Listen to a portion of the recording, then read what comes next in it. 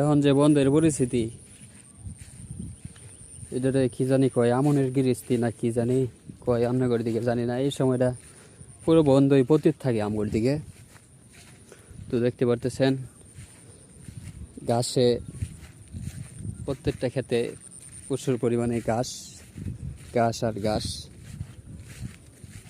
এমন সময় আমরা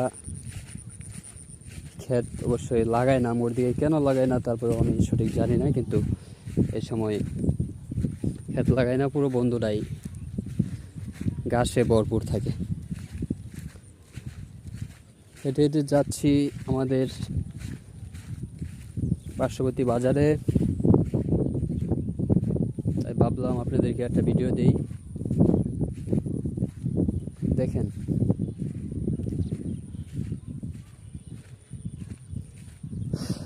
আল্লাহ তাআলার কত সুন্দর সৃষ্টি, যেদিকে তাকাই সেদিকেই শুধু শান্তি আর শান্তি। মনটার মধ্যে এক অন্যরকম শান্তি ফিল করি, যা আমার বাসায় আমি আপনাদেরকে বলে বোঝাতে পারবো না। এই যে দেখেন এদিকটাই অনেকে কাজ করতেছে, ঠিক আছে। আমি অবশ্যই কেউ সামনে ভিডিও করতে পারি না, নতুন, তাই ওদিক দিয়ে না যায় এদিক দিয়ে চলে আসলাম, একে একাই ভিডিও বানাই।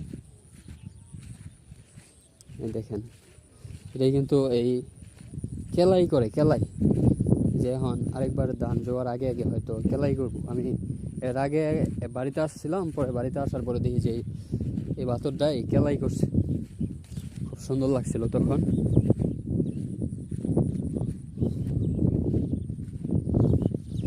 আমি বন্ধের ওই প্রান্ত থেকে সোজা হেঁটে হেঁটে এই যে ইটখোলা এদিক দেয়া উঠমু বাজারে, পুরো বন্ধ দিয়ে আমি হেঁটে হেঁটে আসলাম।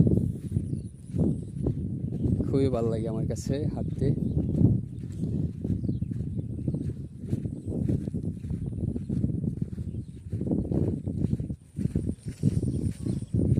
তো জানি না আমি কে কোথা থেকে আমার ভিডিওটা দেখছেন, অবশ্যই আমার এই ভিডিওটাতে মতামত জানাবেন। গ্রামের প্রকৃতির আর কি দেখতে চান, ইনশাল্লাহ আমি দেখানোর চেষ্টা করব। সবাই ভালো থাকবেন, আমার জন্য দোয়া করবেন।